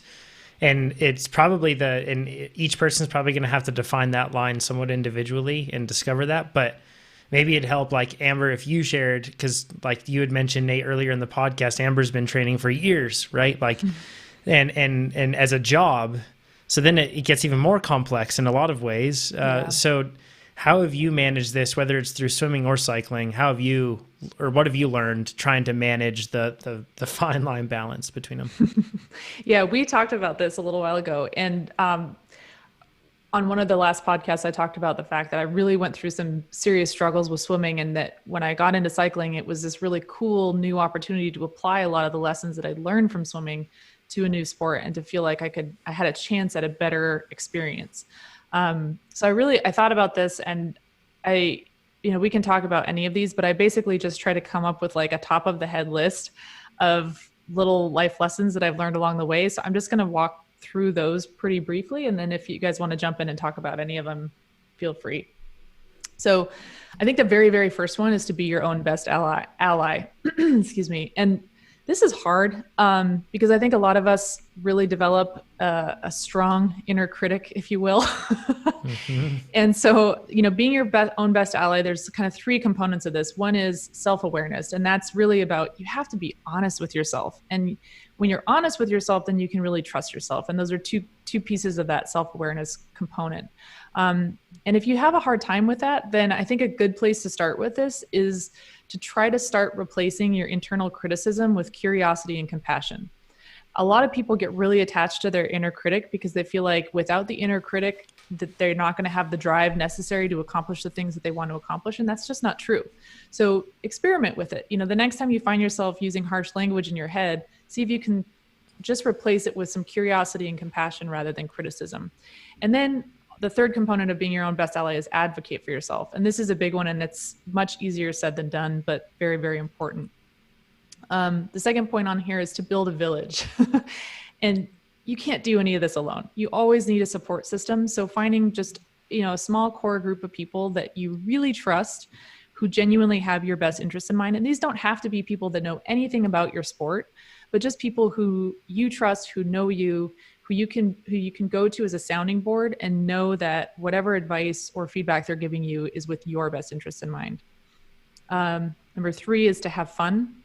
Really? It's very easy to, feel like you're getting in there and you're really taking your work seriously and you're being disciplined, and that's all fine and good, but you can take your work seriously without taking yourself seriously. And that's really, really important. So always maintaining some element of fun. And related to this is my 4th point on here, which is to cultivate a beginner's mind. So always be a student of your sport. This is related to maintaining a growth mindset, which we may or may not get into a little bit later in this one. And I like the beginner's mindset because it automatically kind of gives you this really nice balance of humility, which is, the humility to know that you don't know everything, but you can balance that with drive, which is, okay, I don't know everything, but I am so excited to learn and improve. And it's just a nice way to hit that sweet spot of, if you will, of mental state. The 5th point on here. Oh yeah. I'm just saying that beginner's mindset is so important with all employees. And on onboarding, I actually mentioned that to people, like keep that the whole time and don't be afraid to ask, like, air quotes, dumb questions. Yeah. It's like, because it's a lot of times too, is like this is why the sport goes forward. There's a bunch of like common traditions that they do. And then someone goes, what if we don't have air pressure at 120 and try it at like 80, right? And then it's actually better. Someone asked the question, like, why do we put it at 120? I don't get it. And then it pushes the sport forward. So same within your business and work, like have that same thing. It's awesome. And it's just, don't be afraid to ask a dumb question and air quotes look stupid. Right. Because pride gets in the way of that curiosity and experimentation. And sport is all about curiosity, learning, experimentation, figuring out what works for you. It's all about growth. So this is, it's super foundational. Number 5 is mental and physical. And by the way, you guys, these are just in no particular order. This is just kind of the order in which I thought of them. So there's no hierarchical importance here, but mental and physical health are prerequisites to everything. These have to come first. So if you're ever in a position of like, you know, especially when it comes to injury and illness, your health has to come first. So that's always foundational. Number 6 is there's no secret formula. So I think a lot of folks kind of feel like, oh, if I just find the right diet or the right combination of diet and training plan and morning routine and, you know, ratio of fats and oils in my coffee in the morning. I mean, there is no secret formula. It's a learning process. Get into the process, be willing to jump into the trenches of learning. And that's where a lot of the fun and the joy will be anyway. Number 7 is to cultivate agency in the pursuit of your goals. So you can set goals, but don't become a slave to them. Setting a goal is all about creating agency and a sense of autonomy and self-empowerment. And you want to really, really cultivate that kind of an approach rather than feeling like your dreams are your dreams, quote unquote, are dominating everything. That one sounds a little bit of an oxymoron, but trust me, you want to feel a sense of agency and empowerment as you're chasing your goals, not feel like your goals are that you're subservient to your goals. Number 8 is your path will be unique. You can't model your journey on someone else's. There's nobody in the world just like you. So it's great when you can look to athletes that you admire and look at components of the things about them that you admire, but just know that what works for them might not work for you. And just because they took a particular path to become a champion doesn't mean that that's the only path. There are a million different pathways to get from where you are to where you want to be. And you just need to figure out which one's going to work for you. Number 9 is to keep one eye on sustainability at all times. So we love to throw the saying of go big or go home around, but honestly, consistency is so much more powerful than going big. And so sometimes you really, if you're faced with those sort of decisions, always opt for consistency over going big. Progress takes time and it requires a lot of patience. I like to think of this as like water cutting through stone. I mean, you go look at the Grand Canyon, like it's just water through stone, but boy, does that take a long time to forge. So yeah, just keeping an eye on it's not just about the next result. It's also about what comes after the next result. How can you maintain like a sustainable effort and relationship with your sport? John, did you have a question? Yeah, Nate, you and I discussed that very thing after the ramp test, right? We were talking about how everything went, and we were talking about how, like, you basically said, like, it was just too much. Like, I did too much too soon. And we were talking about how fast we would be if we just tried to hit our marks consistently, not try to blow them out of the water. Oh, yeah. But just keep it consistent for a year. You know? With John and I have issues previously with sickness, and that's kind of been solved, but just with travel where I can't be consistent. And John has with life and stuff and being a dad and work, not being consistent. And you look back at that TSS chart. What if we just had a 3-on 1-off consistently for a year of like mid volume, right? Not even high volume, just mid. Yeah. We would be probably amazing year over year. And that's probably the biggest. I think that's I want everyone's opinion on this, but I think the lowest hanging fruit for everybody is consistency. That's probably the biggest bang for your buck, and that no one or very few people actually are consistent. Totally. And you bring up a good point, and this is just one of the related to this is pushing through injury and illness. It's just not worth it. It's never worth it. Take injuries and illnesses seriously, allow your body to heal appropriately. And again, this goes back to that sustainability. Yeah, John. Yeah, like 2 things that come to mind with that. First, like when I was dealing with my knee injury, I got to a point where I had to say, because it was like, years of dealing with this thing. And I got to the point where I had to say, I need to stop training because the pressure of trying to train when I could on a day where it felt okay, and then it would just put me back further. That pressure of trying to keep that going was so hard on myself, and I was just so critical of myself the whole time, and then got into the habit of thinking, why me? Why do I have to suffer with this if nobody else does? It was frustrating to get into that position, even from an external perspective. Once I alleviated that stress and quit being so hard on myself and telling myself that I needed to train, I needed to do that, and I just let the injury take its course, and I really, focused on just rehabbing it appropriately, then everything got so much better. So that's one point, just like an anecdote on that. And then also on the concept of consistency and paying off over time. That's one of the biggest arguments for not, being a hero on the last interval. That's like a big temptation for me. And I think it's a big temptation for a lot of people, but you just never know what's going to happen 3 days down the road, 1 week, 2 weeks, 3 weeks, 6 weeks. And if you think of it in terms of stress adding up, looking back, I would much rather have stuck to my marks just perfectly and then been able to do that the whole way through, rather than accumulated extra little bits of stress along the way that got to the point where it made it so that I couldn't continue. And right. those little efforts matter. Like they do have an effect, They really add up. It's like operating at like a 7 or 8 for capacity all year long. So when the inevitable push that happens, we don't get pushed over the edge. We get pushed close to the edge, and then we can dial it back. And I personally am horrible at that in everything in my life.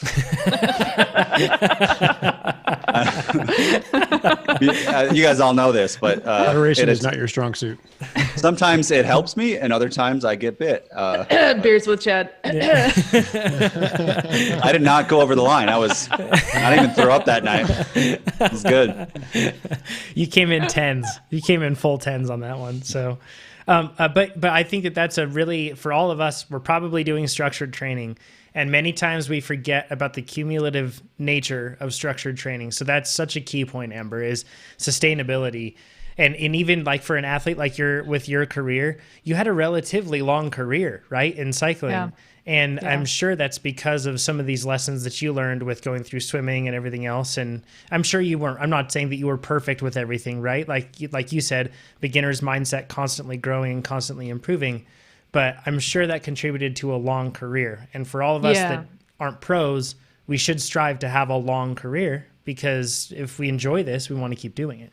Yeah, the sustainability component. I mean, honestly, like it's heartbreaking when you see athletes who burn out, and you see somebody who loved the sport so much suddenly in a position where they can no longer participate, and it's heartbreaking. And you, again, like, so much better off just shooting for that consistency and doing the things that enable you to be consistent, right? And that kind of brings me to the next point on here, which is mental toughness. And this is number 10 on the list. Mental toughness it's emotional resilience. It's not the same as internally directed verbal abuse. It's not the same as ignoring and compartmentalizing, negative emotions. But really, over the years, what I discovered is being resilient is about sitting down with and embracing those crummy emotions when things go wrong, being willing to sit with those and learn from them as guideposts and do what you need to do to honestly process things. And part of that is leaning on your village. So making sure that you have that support system and being willing to reach out and ask for help, being vulnerable enough to acknowledge that is super, super important for your longevity.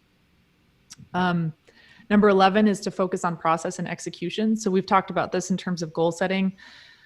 Results are awesome and they're part of what drive us, but oftentimes what goes into a result, there are many factors in terms of a result that are not within our control. So this leads me to the next one, which is number 12, which is to control your controllables. And so that goes hand in hand with focusing on process and execution. So focusing on the things that are within your control, learning to let go of the things that are not within your control, because you just can't do anything about them.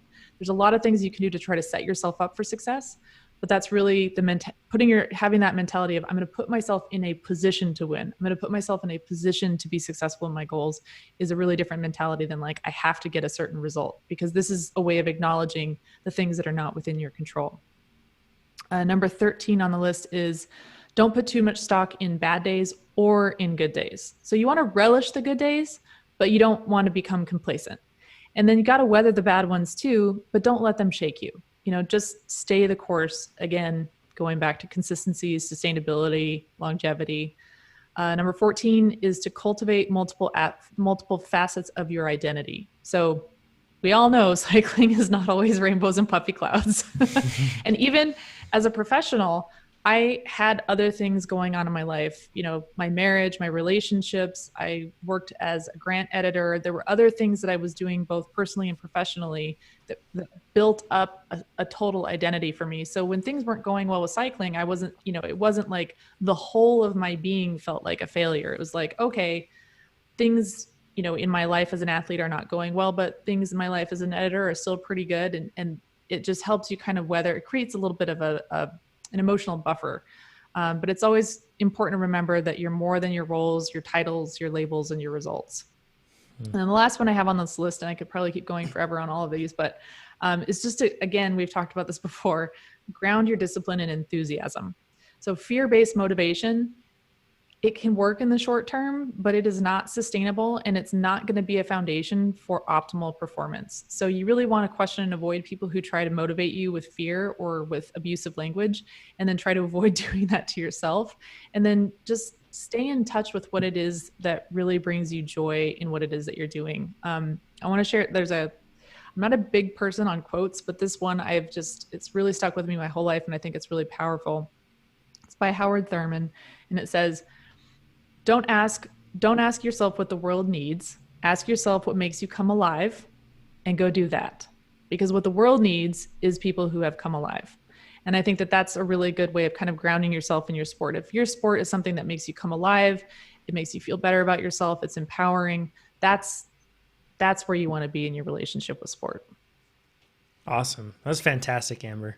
I don't have anything else to add, and I think that we should absolutely have a blog post on this, of putting together like the takeaways that you've had and framing them like that, right? Because this isn't like some sort of like, you know, like you said, no sort of order or anything else, but they're really valuable things. And I'm sure everybody, when we were listening to that, probably identified, and so to some degree, with an aspect of one of those signs, so to speak.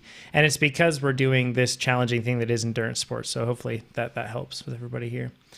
Okay, with all of that, I think that we're kind of pushing time right now. So let's cut it off here. Yeah, Nate, I can see that you sent the message there. You guys don't have to chat with me on Slack, by the way, or on Zoom, because then everybody in the world sees it. So, oh, really? Yeah, there you go. Okay, cool. So thanks everybody for tuning in to this week's podcast. And you can send messages, all the questions that you have at trainerroad.com/podcast. If you enjoyed this episode, if you're watching right now, regardless, please give us a thumbs up. Let us know if you have any questions. Once again, trainerroad.com/podcast. We'll talk to you all next week. Thanks, everybody. Bye, everyone. Thanks, everybody. Bye-bye.